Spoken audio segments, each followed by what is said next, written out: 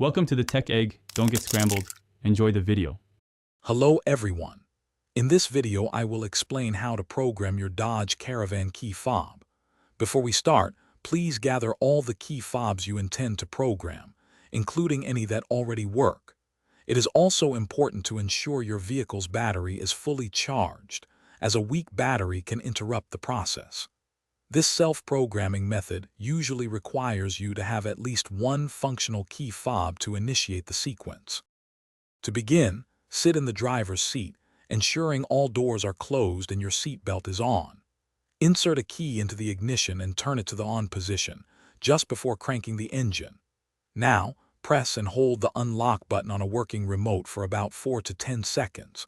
While still holding unlock, press the panic button for 1 second, then release both buttons simultaneously.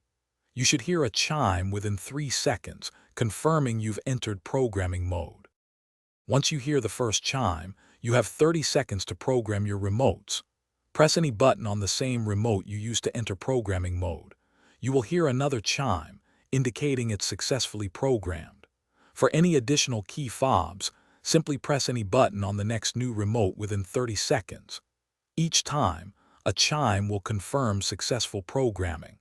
Continue this process for all the key fobs you want to link to your vehicle. Once all your key fobs are programmed, turn the ignition to the OFF position and remove the key. This action will exit the programming mode. Now, it's time to test all your key fobs to ensure they work perfectly with your vehicle. Remember, most vehicles can store up to 8 different key fob codes. If any remote doesn't function as expected, simply repeat the entire programming procedure from the beginning, paying close attention to each step. Thanks for watching. Consider subscribing if I helped unscramble your problems.